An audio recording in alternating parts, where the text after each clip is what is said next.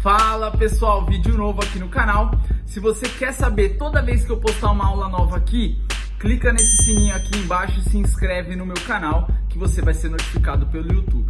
Além disso, clica no sinal de gostei aí, porque isso me ajuda bastante a difundir esse vídeo para todas as pessoas que precisam dessa informação. Inclusive, se você achar que esse conteúdo é legal, compartilha com algum amigo aí que você acha que vai se beneficiar, tá bom? Até a próxima, fica ligado!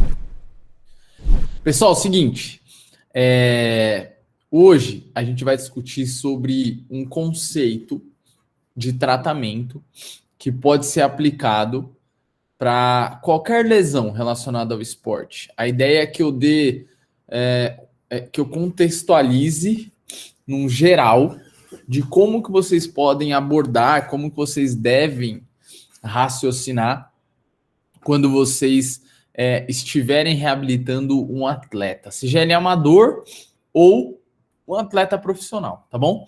Essa é a ideia de hoje, a gente discutir um pouco sobre um conceito de tratamento voltado para a reabilitação aí nos esportes, tá bom? Então eu vou discutir um pouquinho com vocês aí o que a gente faz ali no ambulatório de fisioterapia esportiva da Faculdade de Medicina do ABC, o que eu faço também com os meus pacientes no dia a dia da clínica. Então a ideia é discutir com vocês aí um pouquinho de como que a gente pode pensar e raciocinar na hora de lidar com o atleta no dia a dia, tá bom? E para a gente iniciar, já vou começar demonstrando aqui alguns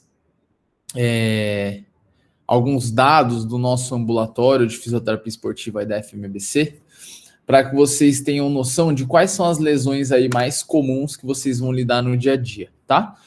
Então, de acordo com o nosso ambulatório, né, que presta serviço lá para os atletas universitários, a gente, com relação às lesões de membro inferior, o esporte em que a gente mais atua é no atletismo. De todos os que passam lá no ambulatório, a maior incidência de lesões acontece no atletismo. E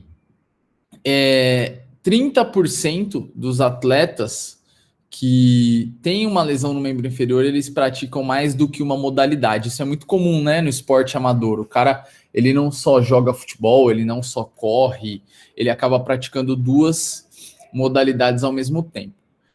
Sendo que 57% dessas lesões são lesões consideradas lesões por sobrecarga. Então, as tendinopatias, as lesões musculares de membro inferior, as pubalgias, as lesões inguinais dos atletas. Então, essas lesões mais relacionadas à exposição à carga, ao overuse ali, tanto num processo de treinamento, assim como um processo de competição. E a lesão traumática mais comum é a entorse de tornozelo, quando a gente fala de lesões de membro inferior. Então, esperem encontrar essas lesões aí quando vocês atuarem com um atleta, sejam eles amadores ou profissionais, e principalmente quando vocês forem lá para o meu ambulatório, lá no estágio. Fechado? Com relação às lesões de membro superior, os esportes em que a gente acaba atendendo mais, né, atuando mais, são a natação e o handball. 41% dos atletas desses esportes de membro superior, que tem como predominância de membro superior, eles praticam mais do que uma modalidade. E é importante saber isso, porque quando o atleta pratica mais do que uma modalidade, significa que o controle do treinamento dele, a exposição às cargas que ele sofre, são muito mais sinuosas do que as exposições à carga que acontecem ali só quando o cara faz um esporte, ele faz aquele treino específico, tal, você tem mais controle sobre isso. E isso pode influenciar em chance em que os indivíduos têm de se lesionar. Principalmente para essas lesões de sobrecarga aí, que são mais comuns no nosso dia a dia. Então, essas modalidades, quando realizadas em conjunto, né, normalmente os atletas lá do nosso ambulatório, eles não realizam só natação, só handball, eles acabam realizando natação e atletismo, handball e futebol, etc. Você pode aumentar a chance que eles têm de se lesionar. Sendo que aqui a incidência de lesões por sobrecarga, ela diminui um pouquinho, apenas 37% das lesões de membro superior são por sobrecarga. As outras lesões aí estão mais relacionadas a traumas, fechado? Fratura de dedos, as luxações de ombro e etc. Tá bom? Então, para vocês terem uma ideia aí do contexto geral de quais são as lesões mais comuns no esporte, e agora a gente vai discutir como que a gente pode tratá-las, né? E como que a gente vai abordar essas lesões no dia a dia. Então, o que seria considerado uma lesão relacionada ao esporte? Uma lesão relacionada ao esporte é uma lesão que, por algum motivo, faz com que o atleta tenha que parar de realizar o seu esporte por um determinado período, ou até mesmo quando, por conta desse incômodo, desse sintoma específico, ele precisa diminuir as cargas do seu processo de treinamento, a frequência, a intensidade, tudo que deveria ser exposto a ele naquele momento, ele tem que diminuir porque ele teve uma lesão. E aí a gente considera que se essa lesão está atrapalhando o processo de treinamento ou é responsável pela parada nesse processo de treinamento, essa lesão é uma lesão relacionada ao esporte, certo? Então, toda vez que você tiver aí uma lesão que impossibilite com que esse indivíduo treine normalmente depois, ou ele tenha que parar realmente o esporte que ele pratica por conta do incômodo ou da incapacidade, você tem uma lesão relacionada ao esporte. 83% dos atletas que se lesionam, eles retornam ao esporte. E somente 65% destes retornam ao seu nível de competição anterior. Então, a gente é muito bom em devolver os atletas para as atividades deles, mas nós não somos muito bons em devolvê-los no mesmo nível competitivo que eles apresentavam antes. Então, a gente vai discutir alguns conceitos aqui que talvez fizessem com que a gente conseguisse devolver esses atletas com uma maior capacidade, uma capacidade mais próxima do que eles realizavam antes deles se lesionarem, tá bom? E aí, para a gente começar a entender esse contexto, entender como que a gente pode atuar com esses atletas, basicamente existem 3 campos em que o fisioterapeuta esportivo pode trabalhar. Ele pode ter, e ele precisa ter um entendimento sobre o volume de treinamento, né? Como que as cargas vão ser impostas naquele indivíduo, assim como ele precisa entender sobre o padrão de movimento daquele esporte e as exigências específicas daquele esporte, as demandas daquele esporte, e é exatamente para isso que ele vai ter que preparar o atleta que ele está reabilitando para esse retorno efetivo. Então, nós, quanto fisioterapeutas do esporte, nós temos pouco controle sobre variáveis relacionadas ao volume de treinamento, intensidade de treinamento. Normalmente, quem vai fazer isso aqui, é o treinador. E o fisioterapeuta, em conjunto com o treinador, é responsável pela adaptação às cargas que vão ser impostas a esse atleta. E o fisioterapeuta normalmente vai ser o profissional que vai ter como objetivo aprimorar algum movimento ou melhorar a capacidade que aquele indivíduo tem de lidar com aquela carga no momento em que ele está lesionado, que é o que a gente chama de biomecânica, os fatores relacionados a padrões de movimento, sobrecargas articulares e de tecidos moles. Então, durante uma atividade, como por exemplo a corrida, nós temos pouco controle sobre volume, mas é importante você entender sobre o processo de treinamento até para discutir com o treinador se isso está sendo realizado de uma forma interessante no momento em que talvez você tenha que controlar um pouco isso para que o seu paciente evolua melhor no processo de tratamento. Se você tiver uma relação muito grande do volume ou do treino com a sobrecarga sobre a lesão que você está tratando, isso daqui vai ter que ser controlado. Se não tiver controle sobre isso, em algum momento você pode não conseguir desenvolver uma boa evolução com relação aos sintomas dele. As adaptações às cargas, né? Ou seja, esse controle do que vai ser realizado na fisioterapia de exercício, associado ao que ele está realizando de exercício no seu processo de treinamento, depende de nós também, para que um processo não atrapalhe o outro. E as variáveis de movimento, avaliar padrão de movimento, avaliar controle do movimento, elas partem aí do fisioterapeuta, tá? Então, vamos focar agora nesse início, nessas variáveis relacionadas à biomecânica, e mais para o final da aula a gente fala um pouquinho de como expor o atleta às cargas e como controlar as cargas do processo de treinamento dele.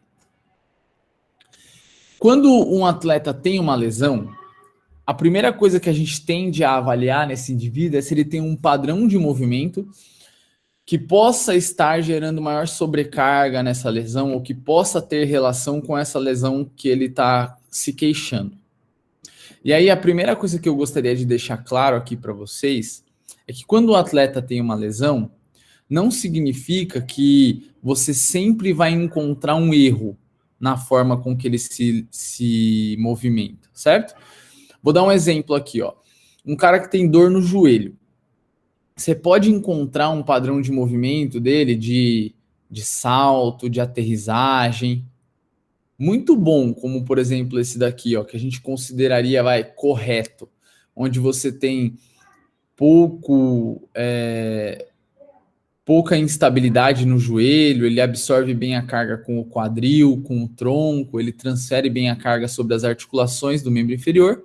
Ou você pode encontrar lá um padrão de movimento como esse daqui, por exemplo, ó, em que ele tem um valgo dinâmico grande, bastante queda da pelve ali, um movimento da pelve bem alterado.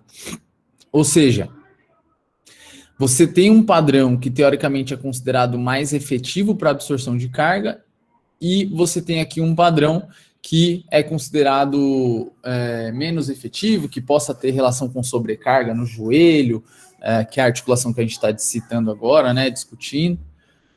Mas pode ser que o seu paciente que tem dor, ele tenha esse padrão de movimento aqui, assim como ele pode apresentar esse padrão.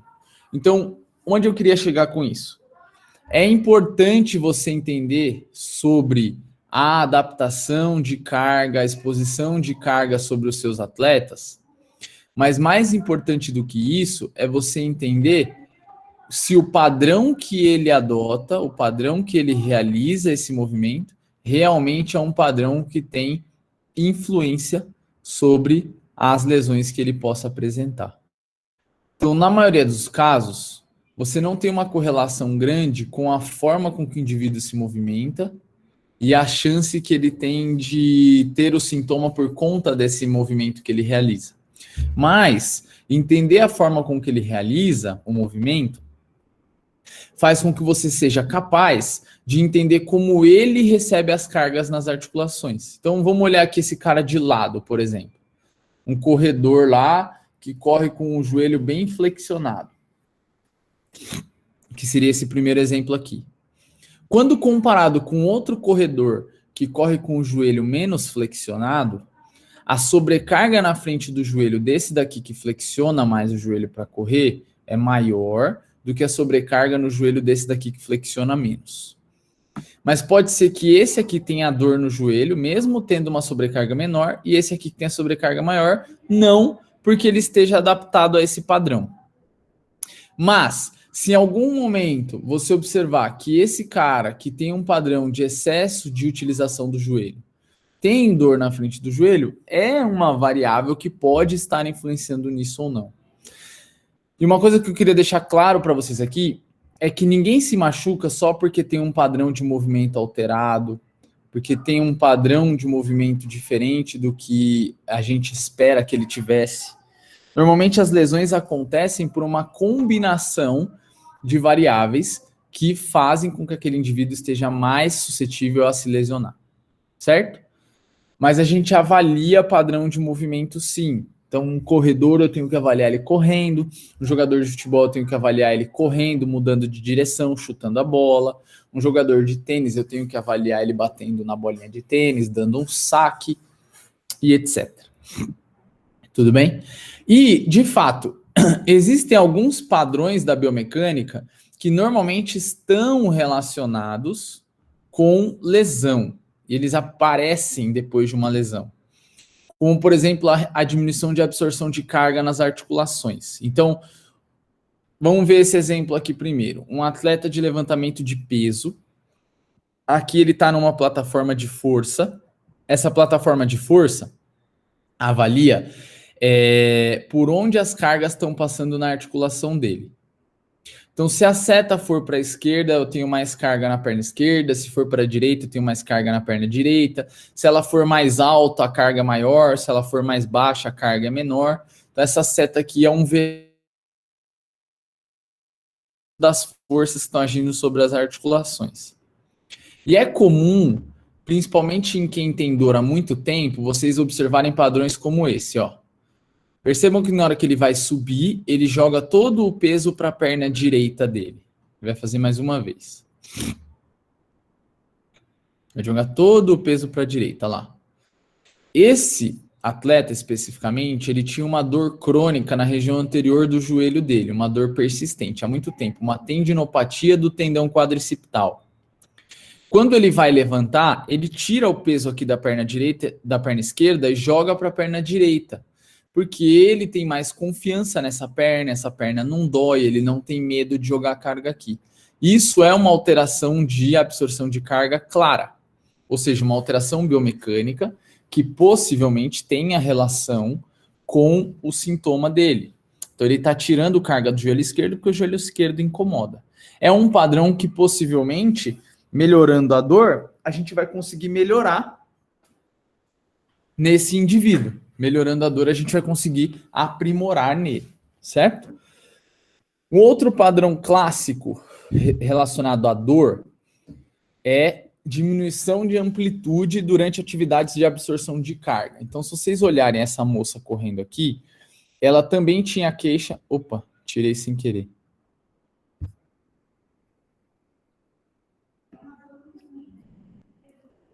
Ela também tinha queixa de dor na região anterior. Também tinha queixa de dor na região anterior do joelho. E aí, toda vez que ela batia o pé no chão, certo?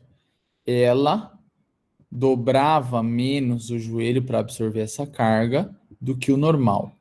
A flexão do joelho aqui durante a corrida, ela é normal em torno aí de uns 40 graus. No caso dessa moça, ela se mantia em torno de 30 graus, 32 graus, ou seja, ela não absorvia a carga, não dobrava o joelho para absorver carga. Isso é um padrão de retirada de carga clássico do membro inferior quando o paciente é apresentador. E um outro padrão bem clássico, principalmente quando tem dor na perna, na região lateral do quadril, na região anterior do joelho ou no tornozelo há muito tempo, é durante aterrissagens, atividades de absorção de carga, como corrida, caminhada, salto, que é nesse caso aqui, o indivíduo apresentar um excesso de inclinação do tronco para o lado em que ele está apoiado. Então, vem aqui assim, na hora que ele cai no chão, ele inclina muito o tronco para o lado que ele está apoiado. Então, isso é um padrão clássico de também retirada de carga, principalmente dos músculos do quadril. Já que quando você cai apoiado numa perna só, a gravidade empurra essa ponta do quadril para baixo. Então você tem que usar os músculos que estão na outra ponta do quadril para suportarem essa carga. Se esses músculos não tiverem capacidade de suportar isso, ou por algum motivo esse cara não quiser usar essa perna como ele deveria, a única forma dele levantar essa outra ponta do quadril aqui é inclinando o tronco para esse lado aqui, como ele fez, ó, a linhazinha do tronco dele inclinada para o lado. Então ele mantém o quadril alinhado, mas não porque ele está absorvendo bastante carga aqui, é porque ele está inclinando o tronco para lá e está tirando a ação da gravidade sobre essa perna. diminuindo um pouco a demanda sobre essa perna, o que estaria aumentado se ele deixasse o tronco retinho. Então, esses padrões aqui, ó, são padrões clássicos de retirada de carga.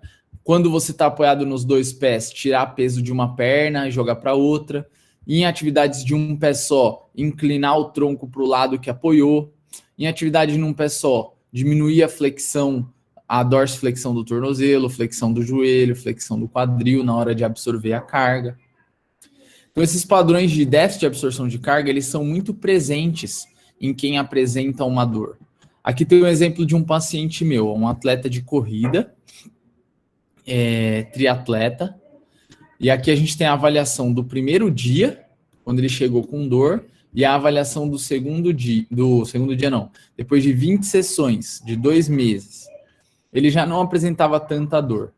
Percebam a diferença, vou colocar certinho aqui, parecido no mesmo momento, a diferença do grau de flexão de quadril, flexão de joelho que esse cara apresenta. No momento em que ele tinha incômodo, ele flexionou menos o quadril, menos o joelho para absorver carga. A partir do momento que os sintomas dele se resolveram, ele buscou amplitudes com maior flexão de quadril, ó, 22 graus aqui, 8 graus aqui, 44 graus aqui, 26 graus aqui. Então, esses déficits de absorção de carga, eles são muito comuns em quem apresenta algum incômodo. Não quer dizer que ele tinha esse padrão antes de se machucar e por isso que ele se machucou. Pelo contrário, eu acredito que ele apresenta essa diminuição de amplitude nas articulações, ou eles possam apresentar essa alteração aqui de transferência de carga mais para uma perna do que para outra, quando eles têm um incômodo e não têm confiança para usar aquele membro. E aí isso faz com que esse indivíduo poupe aquela região por causa do incômodo, certo? Então, possivelmente, à medida que os sintomas vão se resolvendo, como o caso desse cara aqui, ele tende a atingir amplitudes maiores. Qual que seria o problema de correr com pouca amplitude, por exemplo, ou saltar sem flexionar muito o quadril e o joelho? Você acaba tirando exigência de tecido mole, dos músculos, por exemplo, que suportam essas demandas e transferem mais carga para a articulação. Então, não é um padrão de movimento normalmente natural e confortável que esses indivíduos adotem. E como eu disse, não é um fator de risco para a lesão correr muito rígido, tá? Não é muito claro isso na literatura. Ou saltar com uma rigidez que seja pequena ou controlada. Mas eles parecem apresentar esses padrões à medida que eles estão com algum incômodo, lesionados, etc. E isso tende a se resolver com a resolução dos sintomas. Então, esses seriam os padrões de movimento aí que teriam correlação com algumas lesões e que os nossos pacientes possam apresentar. E aí, agora a gente entra no ponto alto, né, da aula, que é algo que eu realmente gostaria que vocês lembrassem sempre. Toda vez que você vai lidar com um atleta que está lesionado, normalmente esse atleta ele estava trabalhando aqui, ó, nesse nível, que é o que a gente chama de teto de performance. Quando ele se lesiona, ele não vai conseguir treinar no mesmo nível que ele estava treinando antes, porque vai ter que diminuir o treino para ele se recuperar. E aí, quanto menos você deixar esse nível de performance cair, que é o que a gente chama de piso, quanto menor você deixar esse piso, mais fácil vai ser para devolver ele para esse teto, para esse pico de performance. Então, o ponto alto de uma reabilitação de um atleta é você tentar manter esse atleta o mais ativo possível no momento em que ele ainda apresenta alguns sintomas. Desde que essa exposição à carga seja segura para ele e que isso não piore os sintomas que esse indivíduo apresenta. Por quê? Porque eu tenho que manter o máximo possível de performance dele para que na hora que ele for voltar ao esporte, eu não precise fazer esse retorno de uma forma muito brusca. Eu faço esse retorno um pouco mais gradual do que eu teria que fazer tirando ele daqui de baixo e trazendo ele para cá.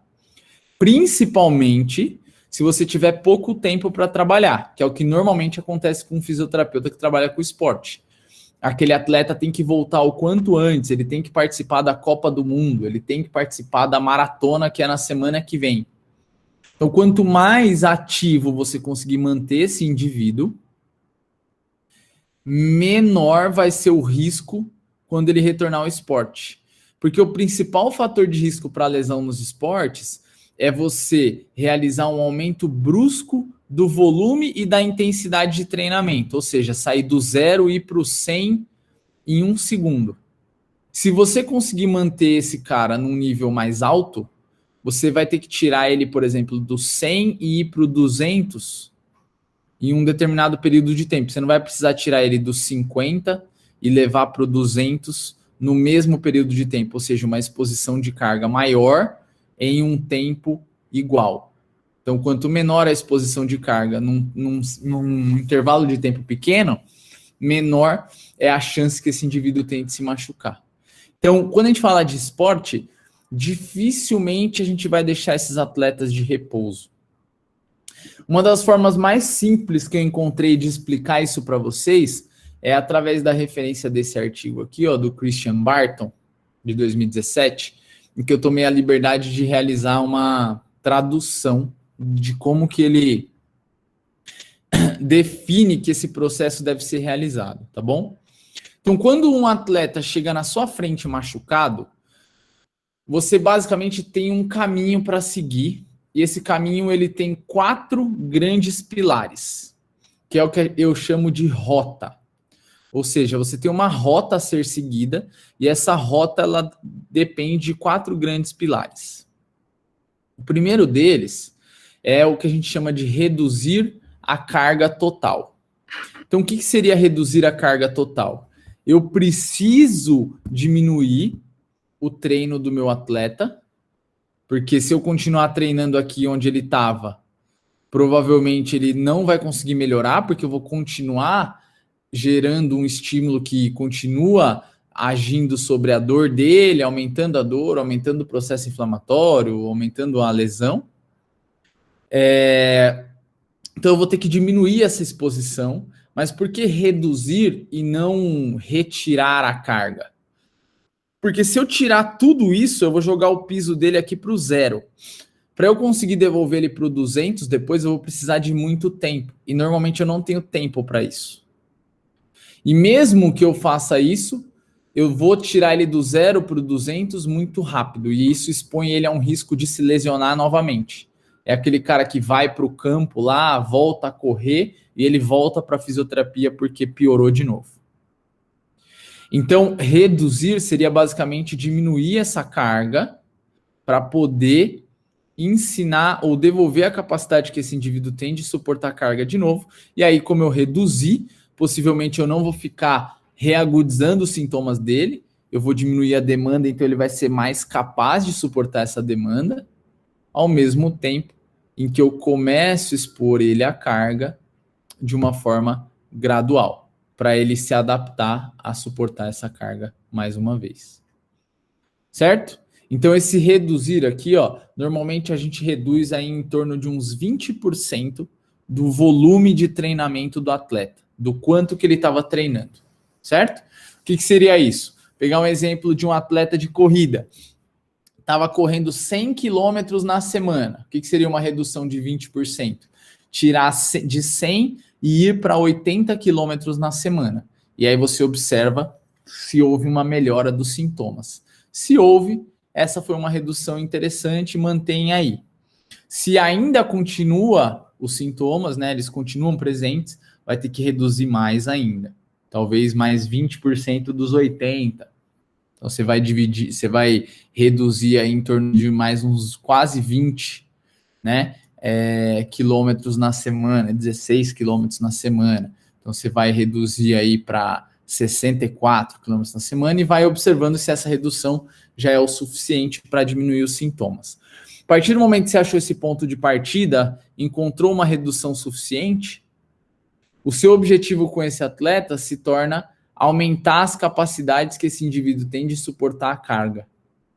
Então, numa fase em que eu reduzi o quanto que ele está recebendo de carga, eu vou aumentar as capacidades que ele tem de suportar essa carga, porque essa carga vai ter que subir de novo. Se eu quero que o meu atleta seja muito bom, muito forte, tenha uma performance muito grande, eu vou ter que preparar ele para isso. Só dá para preparar ele para isso treinando, realizando exercício. Então, otimizar, o O do rota é otimizar a capacidade que ele tem de absorver carga. Então, ao mesmo tempo que eu controlei melhor a carga, eu tenho que aumentar a capacidade que ele tem de suportar essa carga, porque eu vou ter que evoluir nessa carga de novo. Enquanto o meu atleta não tem uma capacidade grande de suportar a carga, eu posso utilizar estratégias de transferência de carga para fazer com que ele seja mais capaz de suportá-las. Então, qual seria a ideia que a gente tem aqui para conseguir atingir esses objetivos? Então, reduzir a carga total e os exercícios que eu vou utilizar para otimizar a capacidade de absorver carga, eles vão seguir uma regra, tá? Essa regra seria isso aqui, ó. Se eu mantenho o meu atleta sendo exposto à carga, por exemplo, na corrida, ou simplesmente, se eu estou fazendo um exercício de fortalecimento com ele, a gente leva uma regra aí para saber se essa demanda ela está excessiva ou se eu tenho que reduzir mais do que isso ainda. Então, para otimizar as capacidades, eu vou ter que treinar, não tenho o que fazer. Tenho que ganhar força, estabilidade, etc. Como que eu sei se o meu treino está indo muito rápido ou se eu estou progredindo muito devagar ou se eu não estou expondo a carga que eu deveria no meu atleta? O seu atleta pode sentir dor durante o treino, seja o treino de corrida ou um treino de fortalecimento ali na fisioterapia, desde que essa dor seja aí até 3 na escala visual analógica de dor. A gente chama isso de uma dor estável. Se essa dor for 3 durante os seus exercícios e ela aliviar em um dia, tá tudo bem, você usou uma carga muito legal. O seu atleta sentiu a carga porque ele não está tão acostumado mais a suportar essa demanda naquela articulação que estava lesionada, dolorida, etc. Mas ele se adaptou bem a isso, porque em um dia essa dor passou.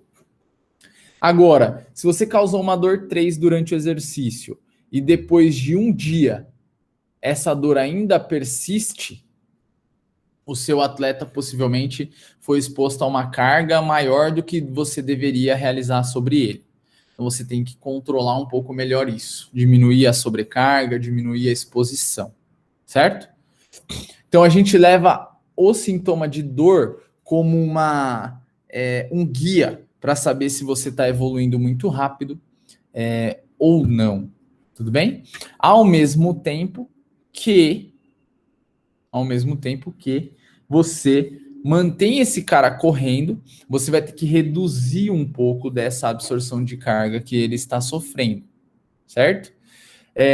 Mas, professor, como é que eu sei qual que é a região que eu tenho que trabalhar para aumentar essas capacidades de carga? Vai depender da sua avaliação e do esporte que o indivíduo realiza.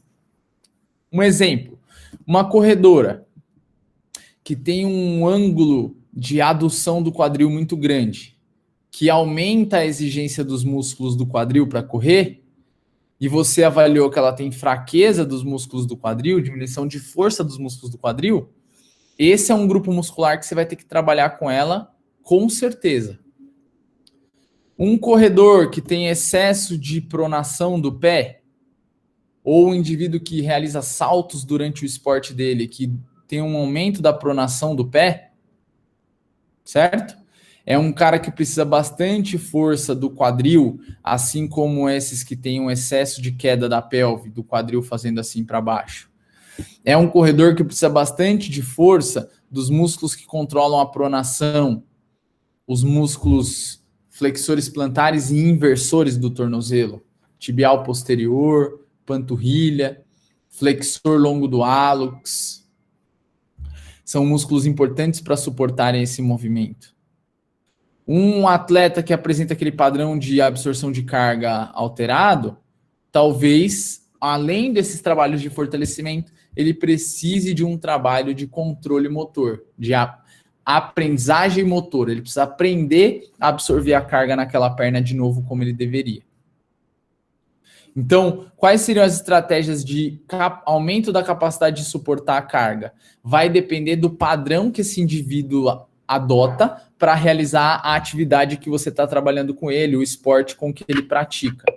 E aí você vai trabalhar essas capacidades de acordo com as exigências dele. Quem tem muito amplitude de quadril, mais os músculos do quadril. Quem tem muita amplitude do joelho, mais os músculos do joelho. E você vai ajustando esse trabalho. Então, otimizando as capacidades de absorver carga, mantendo o cara exposto à atividade e também treinando com ele na reabilitação, levando em consideração essas regras aqui. Ao mesmo tempo que você diminui o quanto que ele está correndo, você mantém ele correndo e você começa a aumentar a capacidade que ele tem de suportar essas demandas. Exercícios de força e controle motor e etc. Isso são estratégias de redução, ou seja, reduzir a demanda e observar os sintomas, e as estratégias de otimizar as capacidades, que você só vai conseguir com exercício mesmo de fortalecimento, principalmente. Mas você pode utilizar estratégias de transferência de carga também no momento em que ele ainda não está tão capaz de suportar carga naquela região. Vou dar um exemplo aqui para vocês. Aquele mesmo cara lá que faz levantamento de peso, ele faz bastante agachamento no treino dele. O agachamento clássico, que seria esse, e o agachamento terra, que seria esse. Se ele tem dor na frente do joelho, quais estratégias de transferência de carga eu posso utilizar com esse meu atleta? Eu posso colocar ele para fazer mais exercícios voltados para essa absorção desse padrão de movimento, que é o levantamento terra, onde eu tenho menos exigência do joelho, porque o joelho dobra só até 39 graus. Quando ele faz o agachamento profundo, o joelho dele dobra até 114 graus. Então aqui exige mais do joelho e aqui exige menos. Então eu posso abusar desses exercícios que exigem menos do joelho. Assim como, dentro do próprio movimento, eu posso criar estratégias para que ele tenha menor exigência no joelho no momento em que ele está dolorido. Como, por exemplo, pedir para que ele desça menos no agachamento, desça só até aqui, por exemplo, onde eu tenho 47 graus de flexão do joelho, ao invés de ir até o final, onde eu tenho 114. Aqui a exigência é menor no joelho. Eu posso pedir para ele treinar com menos carga durante o agachamento e pedir para ele aumentar as cargas durante o terra. Porque aqui eu exijo menos da região que está dolorida, eu continuo trabalhando a exposição às cargas, continuo evoluindo o atleta, e aonde ele tem mais incômodo, mais dificuldade, eu dou aí uma chance para que ele volte a receber essa carga um pouco melhor. Isso seriam estratégias de transferência de carga. Dentro da corrida, você mudar o tênis com que um atleta corre, o padrão em que ele adota dentro da corrida. Como vocês podem ver nesse slide aqui, ó, às vezes utilizar uma bandagem ali, ó, no joelho, ou no quadril, que seja, ou no tornozelo, usar uma palmilha. Tudo isso são estratégias para tirar carga de uma região que estava dolorida, machucada, e você fazer com que esse indivíduo seja mais capaz de suportar essa carga de novo. Isso seria o T do rota, o T aqui, ó. Transferência de carga. Você transferir carga de uma articulação que não está tão capaz de suportá-la no período em que você precisa ainda aumentar a capacidade que essa articulação vai ter de suportar essa carga. Então, eu vou tirar a carga do joelho, mas ao mesmo tempo eu estou realizando estratégias de otimização de capacidade de suportar carga, de fortalecimento, por exemplo. Então, eu vou poupar um pouco o joelho naquele momento que está dolorido, vou reduzir a carga sobre ele, ao mesmo tempo em que eu vou aumentando a capacidade que ele tem de suportar carga, porque em algum momento eu vou ter que preparar esse joelho para que ele volte a suportar as cargas que ele suportava antes. Então, a ideia é, esses atletas, eles precisam treinar muito forte, porque se eles não continuarem treinando forte, você perde performance. E principalmente você não desenvolve as capacidades que ele precisa para realizar aquele esporte. Não dá para deixar um atleta em repouso. A não ser que ele tenha uma lesão muito grave, como uma fratura, uma luxação, e uma lesão muscular grave, que aí sim ele vai ter que esperar um tempinho de cicatrização. Mas para as lesões de sobrecarga, esse atleta precisa continuar treinando para continuar mantendo ou desenvolvendo as suas capacidades físicas. Mas isso precisa ser feito com inteligência, com controle. Durante todo o tempo, você vai modular essa carga para que você consiga expor o seu atleta à carga num nível em que isso não piore as dores, os sintomas dele. Ao mesmo tempo em que você otimiza a capacidade que ele tem de suportar a carga e realiza estratégias de transferência de carga, e aí a biomecânica é muito legal para isso, para você entender qual movimento exige mais, qual movimento exige menos, no momento em que uma articulação determinada, ela não suporta essas exigências. Mas você vai ter que expor ela às cargas, senão ela nunca vai estar preparada para isso. E aí você pode começar com cargas menores e vai progredindo nessa exposição. Além disso, quando a gente fala de biomecânica, você pode fazer isso através de estratégias que a gente chama de feedback, né? Em que você coloca o cara lá para realizar um movimento e vai dando feedbacks de como ele tem que realizar esse movimento. Como, por exemplo, aqui ele está correndo e está olhando o bonequinho dele lá na televisão. Isso é uma estratégia de feedback. Se eu quiser mudar alguma forma com que ele corre, eu posso utilizar essa estratégia para realizar os treinos de transferência de carga. Posso fazer a mesma coisa numa absorção de um salto ou numa desaceleração. Tudo isso pode fazer parte dessas minhas estratégias aí de transferência de carga. O barulho da aterrissagem num salto, quanto menos barulho faz, menos sobrecarga sobre a articulação você tem. Quanto mais barulho faz, mais seco o cara cai ali na aterrissagem, menos sobrecarga, mais sobrecarga sobre a articulação você tem. Então você pode utilizar estratégias de feedback para modular essas cargas. E quando a gente fala de padrões de movimento, como eu mostrei para vocês, normalmente não existe um padrão de movimento correto para você correr, para você saltar, para você chutar a bola. Então a gente dificilmente vai querer modificar a forma com que os nossos atletas realizam uma determinada atividade. O nosso principal objetivo é entender como ele realiza essas absorções de carga através, por exemplo, de estratégias de avaliação de movimento, entender o padrão que ele adota para entender as exigências dele.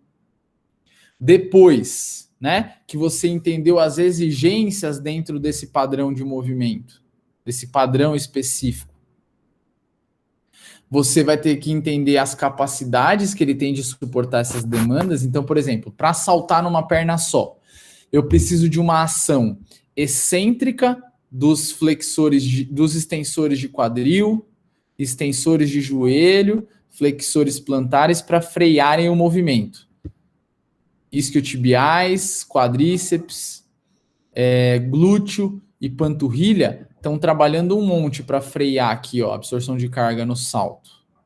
Depois, a saída do salto, os mesmos grupos musculares fazem a flexão plantar, a extensão do joelho, a extensão do quadril. Ou seja, para saltar, para correr, para fazer um movimento de desaceleração, eu tenho uma exigência muito grande desses grupos musculares. Se eu avalio o meu atleta fazendo isso, e eu observo, por exemplo, que ele que ele flexiona mais o quadril do que o normal para realizar essa atividade, que ele flexiona mais o joelho do que o normal para realizar essa atividade, eu tenho que avaliar a capacidade que ele tem de suportar essas cargas.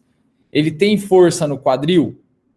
para suportar esse excesso de flexão de quadril? Ele tem força no joelho para suportar esse excesso de flexão de joelho?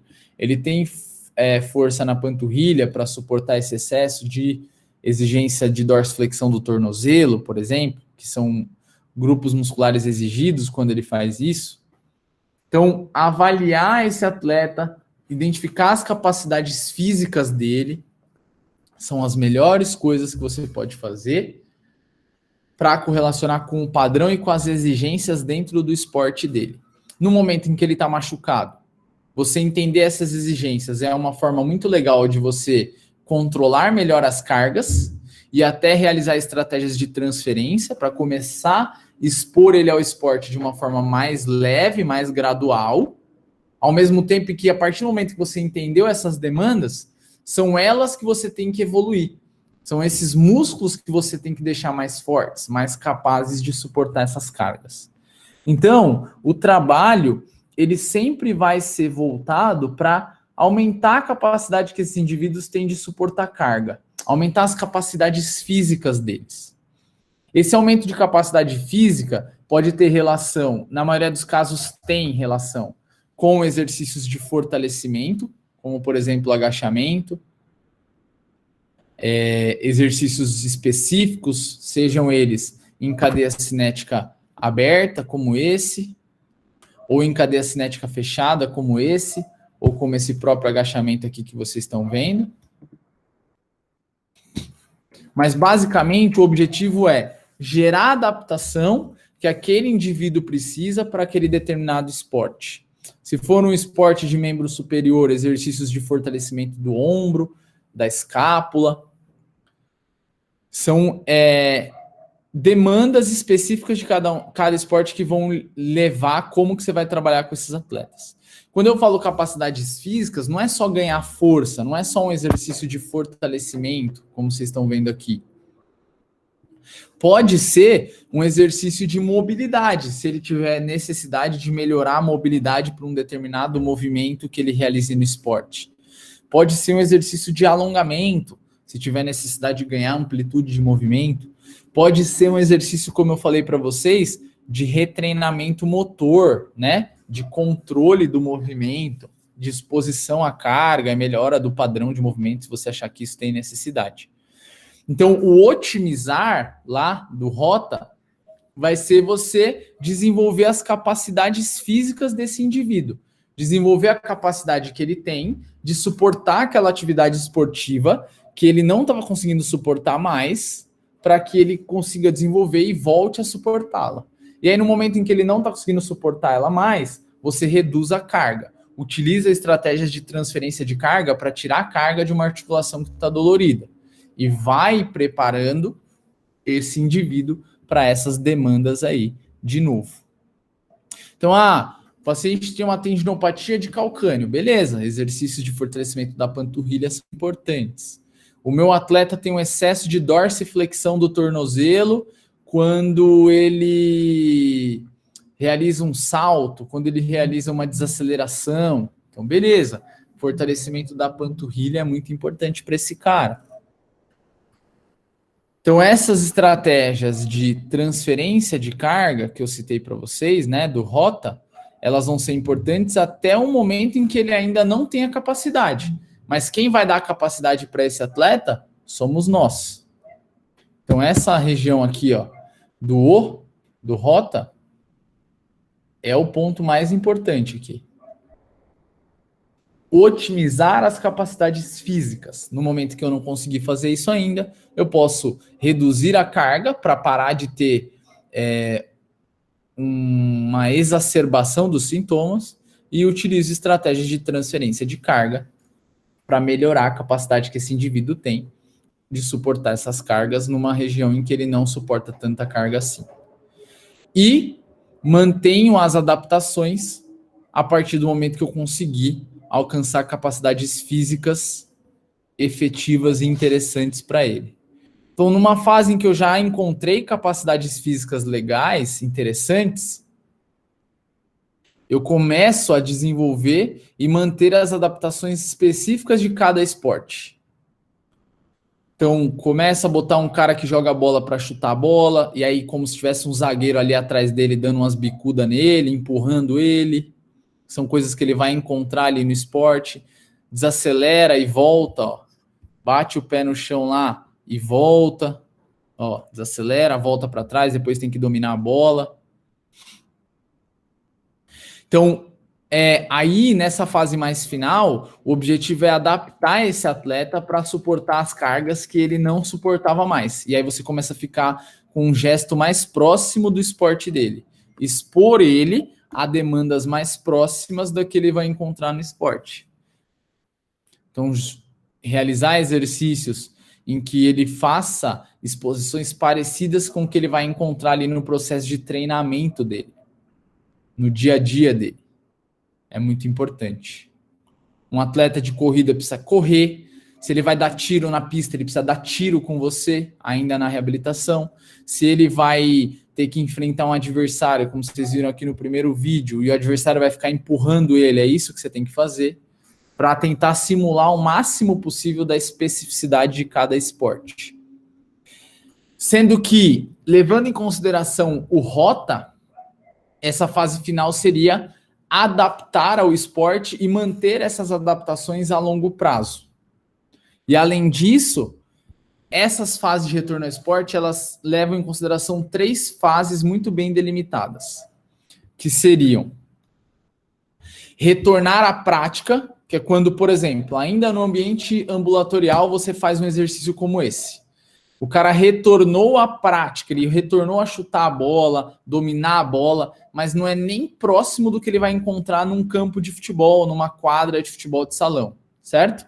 Eu só estou começando a expor ele às cargas daquele treinamento. Normalmente a gente vai fazer isso com os nossos atletas quando ele já tiver quase que sem dor, quando ele já não tiver déficits de mobilidade, déficits de força, ele já tem uma boa capacidade para suportar essas exigências. Então a gente faz testes de força para identificar isso, faz testes funcionais para identificar se ainda existem alguns déficits. Mesmo com alguns déficits aqui nessa fase, você já pode começar a expor ele à atividade, mas ainda com controle. Ele só vai passar para o retorno ao esporte, que seria ele voltar a treinar normalmente com a equipe dele, quando ele alcançar aí objetivos como sem dor, 0 de dor, sem alterações de força e sem alterações em testes funcionais. Aí sim ele volta a treinar normalmente como ele treinava antes. Nessa fase em que o seu atleta volta a treinar normalmente como ele treinava antes, não significa que ele já está bom para voltar à performance, para voltar a competir. Normalmente nessa fase aqui de retorno ao esporte, ainda existem déficits. Então, por exemplo, nesse vídeo aqui que vocês estão vendo, a barra dele, o correto é que ela desça bem retinho, formando um ângulo de 90 graus com o solo. Quanto menos oscilação ela tiver, melhor. Olha a primeira como ele fez bonitão. Agora olha a segunda descida dele. Ele já varia um monte a barra, tá vendo? Então essa variação da barra indica que ele consegue treinar normalmente, consegue praticar o esporte dele, mas eu ainda não posso colocar 300 quilos lá nas costas dele, que é o quanto que ele agacha, num período de competição. Porque ele ainda não tem um padrão ideal para isso, ainda não está adaptado para isso. Estratégias de retirada de carga ainda são presentes nessa fase. Por isso que a maioria dos atletas voltam até aqui, e aí normalmente eles acham que eles já estão prontos para competir. E aí eles não alcançam níveis de performance como eles apresentavam antes. Eles só estarão prontos para competir quando eles não tiverem mais nenhum padrão de retirada de carga, de diminuição de absorção de carga nos membros que estavam doloridos. Aí sim, quando você observar isso, que ele não está tirando carga, mais nada, aí você pode liberar ele para um período de competição, onde ele vai dar o máximo que ele tem ali para praticar aquele esporte. Certo? Então, o retorno à performance seria voltar a uma competição mesmo, a a brigar por um troféu, por uma medalha. Retorno ao esporte é voltar a treinar com o time, voltar a realizar as atividades como ele realizava antes no dia a dia, todos os dias ali treinando e tal. Nessa fase ele ainda pode estar na fisioterapia, e normalmente o trabalho da fisioterapia é associado ao trabalho da preparação física. Nessa fase aqui de retorno à prática, normalmente a fisioterapia ainda domina um pouco. E depois, retorno à performance, o trabalho é dominado totalmente pela preparação física, não mais pelo fisioterapeuta.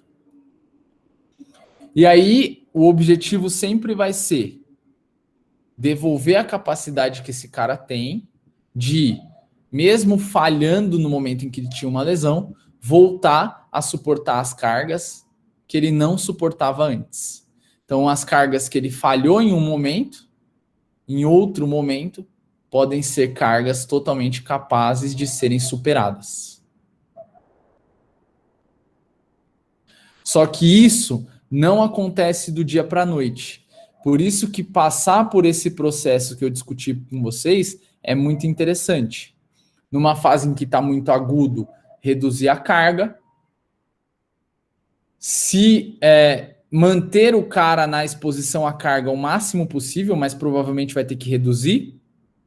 No mesmo tempo em que, se ele não tem capacidade de suportar essa carga total, você pode utilizar estratégias para diminuir sobrecarga numa articulação que estava lesionada, ao mesmo tempo em que você vai otimizando ou aumentando as capacidades que esse indivíduo tem de suportar essas cargas.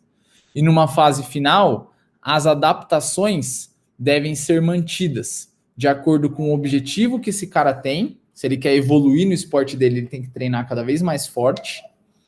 E se ele quiser manter o que ele já faz, ele tem que manter esse processo de treinamento exatamente como está.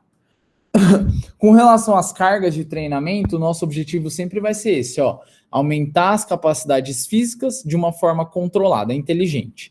E existem duas formas de fazer isso, através de controle de cargas externas e o controle de cargas internas. Mas a gente vai discutir sobre isso na nossa aula sobre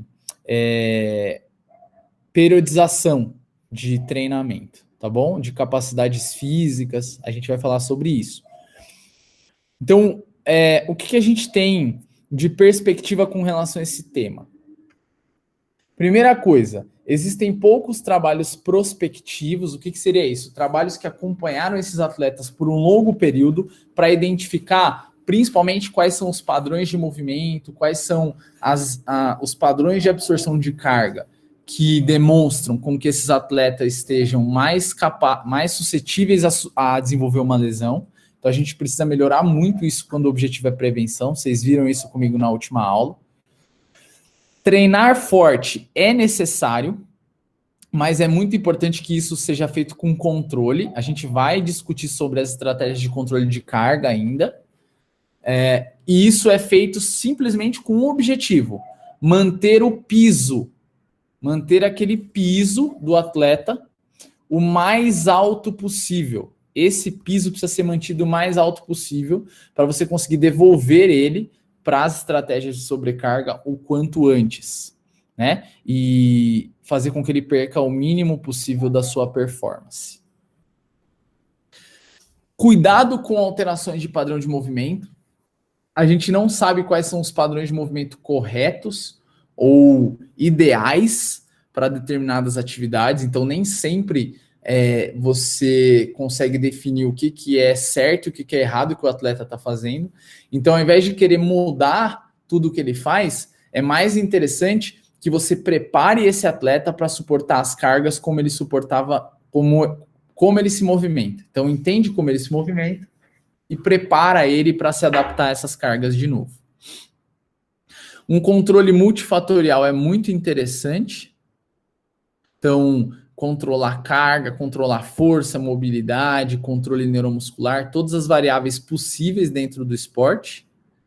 E as mudanças desses padrões de movimento, elas parecem não se manter por um longo período de tempo. Então, é importante que vocês utilizem exposições à carga muito mais voltadas para o padrão que ele apresenta do que querer modificar como ele se movimenta, como ele salta, como ele corre, etc. Tá bom? E esses padrões de adaptação à carga, eles precisam ser mantidos a longo prazo, certo? Então, para a gente ver um apanhado geral, o conceito de tratamento que eu apresentei para vocês, ele pode ser aplicado em vários esportes. Quando a gente fala de exposição às cargas, reduzir a carga inicialmente parece ser uma boa ideia, mas manter o máximo possível é interessante para que o atleta perca o mínimo possível da sua performance, ao mesmo tempo em que você vai aumentando a capacidade que esse indivíduo tem de suportar as cargas e, principalmente, prepará-lo para suportar o processo de treinamento dele como ele fazia antes. Esse talvez seja o principal ponto em que a gente tenha que trabalhar com esses indivíduos. E aí a forma com que você vai trabalhar vai variar um pouco com relação à lesão que você esteja lidando e a gravidade dela. Mas o conceito em geral é esse. Manter o máximo possível da performance no momento em que você ainda não consegue preparar esse indivíduo para suportar essas demandas. E você vai preparando ele gradualmente, um degrauzinho por vez, até chegar no ponto em que ele já suporta aquela demanda que ele não está conseguindo suportar mais, por conta de uma dor, de uma lesão, de um incômodo, e etc. Beleza?